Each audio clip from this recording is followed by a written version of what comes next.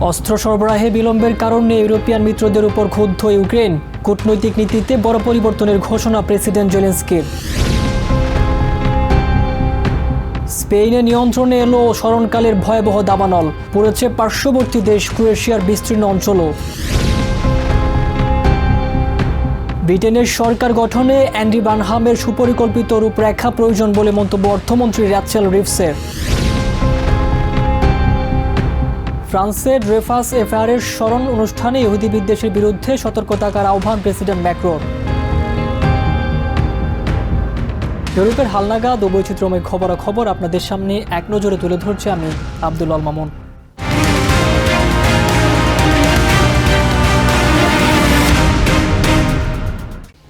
পশ্চিমা অস্ত্র সহায়তা পৌঁছাতে দেরি হওয়ায় ইউক্রেনের কূটনৈতিক কার্যক্রমে বড় ধরনের রদবদল ও পরিবর্তনের ঘোষণা দিয়েছেন প্রেসিডেন্ট ভলোদিমির জেলেনস্কি।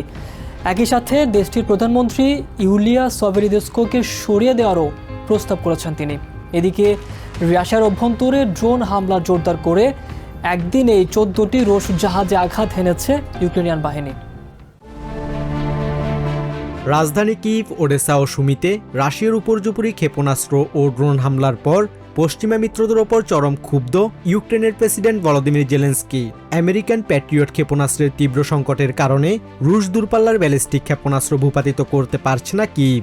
এই পরিস্থিতিতে মিত্রদের কাছ থেকে দ্রুত অস্ত্র বুঝে পেতে ইউক্রেনের কূটনৈতিক কৌশলে বড় ধরনের পরিবর্তনের ডিক্রি জারি করেছেন জেলেনস্কি।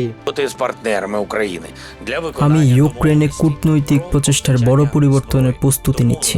অস্ত্র সরবরাহের চুক্তিগুলো যেন দ্রুত বাস্তবায়ন করা হয়, সেজন্য আমাদের অংশীদারদের সাথে সহযোগিতার একটি নতুন স্তর প্রয়োজন। এর মধ্যে পেট্রিয়ট সিস্টেমের লাইসেন্স নিয়ে আমেরিকার সাথে এবং নিজস্ব ক্ষেপণাস্ত্র প্রতিরক্ষা সক্ষমতা বাড়াতে ইউরোপিয়ান দেশগুলোর সাথে যৌথ প্রতিরক্ষা প্রকল্পের কাজ অনেক দ্রুত সম্পন্ন করতে হবে। যুদ্ধকালীন এই চরম সংকটের মাঝেই দেশের অভ্যন্তরীণ রাজনীতি ও প্রশাসনে বড় রদবদলের সিদ্ধান্ত নিয়েছেন ইউক্রেনিয়ান প্রেসিডেন্ট। দীর্ঘদিনের বিশ্বস্ত প্রধানমন্ত্রী ইউলিয়া সভেরিদেঙ্কোকে পদ থেকে সরিয়ে অন্য একটি গুরুত্বপূর্ণ কূটনৈতিক দায়িত্বে পাঠানোর প্রস্তাব দিয়েছেন তিনি। তবে কূটনৈতিক ও প্রশাসনিক এই টানাপোড়েনের মধ্যেও রাশিয়ার অভ্যন্তরে ও কৃষ্ণ সাগরে ব্যাপক ড্রোন হামলা চালিয়ে যাচ্ছে ইউক্রেন। ইউক্রেনিয়ান ড্রোন বাহিনীর কমান্ডার রবার্ট ব্রোভডি জানিয়েছেন, রবিবার একদিনেই রাশিয়ার 10টি তেলবাহী ট্যাঙ্কার ও 4টি ফেরি সহ মোট 14টি জাহাজে সফল ড্রোন হামলা চালানো হয়েছে।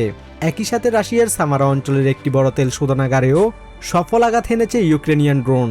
গত 7 দিনে রাশিয়ার মোট 90টি জলযানে আঘাত হানার দাবি করেছে কিভ, যার মূল লক্ষ্য ক্রেমলিনের জ্বালানি রাজস্বের উৎস ধূলিসাৎ করে দেয়া। Basudebnath, TVN 24 news desk. স্পেনের দক্ষিণ পূর্বাঞ্চলীয় আলমেরিয়া প্রদেশে 12 জনের প্রাণ কেড়ে নেওয়া শতাব্দীর অন্যতম ভয়াবহ দাবানলটি অবশেষে নিয়ন্ত্রণে এসেছে। রবিবার আন্দালুসিয়া আঞ্চলিক সরকারের প্রেসিডেন্ট হুয়ান ম্যানুয়েল মোরোনো বনিলা নিশ্চিত করেছেন, আগুনের বিস্তার রোধ করা সম্ভব হয়েছে এবং সতর্কতার মাত্রা কমিয়ে আনা হয়েছে। গত বৃহস্পতিবার থেকে শুরু হওয়া এই আগুনে ইতিমধ্যে পড়ে গেছে 6000 হেক্টরেরও বেশি বনাঞ্চল। এদিকে পার্শ্ববর্তী দেশ ক্রোয়েশিয়ার কুরচুলা দ্বীপেও শনিবার একটি তীব্র দাবানল ছড়িয়ে পড়ে। এতে একটি বাড়ি ও বিস্তীর্ণ বনাঞ্চল পুড়ে ছাই হয়ে যায়। তবে রাতে বৃষ্টি নামায় আগুন অনেকটাই প্রশমিত হয়। রবিবার সকাল থেকে সেখানে পরিস্থিতি পুরোপুরি নিয়ন্ত্রণে কাজ করছে বিশেষ অগ্নি নির্বাপন বিমান। তবে ক্রোয়েশিয়ার এ ঘটনায় কোনো হতাহতের খবর পাওয়া যায়নি। ব্রিটেনের হবু প্রধানমন্ত্রী অ্যান্ডি বানহামের ডাউনিং স্ট্রিটে প্রবেশের আগে সরকার পরিচালনার একটি সুপরিকল্পিত রূপরেখা থাকা প্রয়োজন বলে মন্তব্য করেছেন ব্রিটিশ অর্থমন্ত্রী র্যাচেল রিভস। রবিবার বিবিসিকে দেয়া এক সাক্ষাৎকারে তিনি এই পরামর্শ দেন। লেবার পার্টির আইন প্রণেতাদের বিপুল সমর্থনে বর্তমান প্রধানমন্ত্রী কিয়ার স্টারমারের স্থলাভিষিক্ত হওয়া এখন বানহামের জন্য সময়ের ব্যাপার মাত্র। রিভস উল্লেখ করেন, আগামী নির্বাচনে পপুলিস্ট দল রিফর্মের রাজনৈতিক চ্যালেঞ্জ মোকাবিলা করে দেশকে এগিয়ে নিতে অ্যান্ডি বানহামই এখন সঠিক ব্যক্তি। লেবার পার্টির 403 জন সংসদ সদস্যের মধ্যে ইতিমধ্যে 322 জনের মনোনয়ন পেয়েছেন তিনি। আগামী 16 জুলাই মনোনয়ন প্রক্রিয়া শেষ হওয়ার পর 20 জুলাই আনুষ্ঠানিকভাবে ব্রিটেনের নতুন প্রধানমন্ত্রী হিসেবে তার নাম ঘোষণা করার কথা রয়েছে। When Andy walks through that door, that he has a worked through plan, because governing is hard in Britain, and lots of challenges and shocks will come his way. ফ্রান্সের ইতিহাসে অন্যতম বিতর্কিত ট্র্যাজেডি ড্রেফার্স অ্যাফেয়ার দিবসটি স্মরণ করে এবং ইহুদি বিদ্বেষের বিরুদ্ধে লড়াইয়ের অংশ হিসেবে অন্যায়ভাবে সাজাপ্রাপ্ত ইহুদি সেনা কর্মকর্তা আলফ্রেড ডেফার্সের প্রতি গভীর শ্রদ্ধা জানিয়েছেন প্রেসিডেন্ট ইমানুয়েল ম্যাক্রো। রবিবার প্যারিসে ডেফার্সের মূর্তিতে পুষ্পস্তবক অর্পণ করে দেশটিতে প্রথমবারের মতো ডেফার্সের কলঙ্কমুক্তির জাতীয় দিবস উদযাপন করা হয়। 1894 সালে জার্মানির পক্ষে গুপ্তচর বৃত্তির মিথ্যা অভিযোগে ড্রেফাসকে বন্দী করা হয়েছিল, যা পরে 1906 সালে মিথ্যা প্রমাণিত হয়।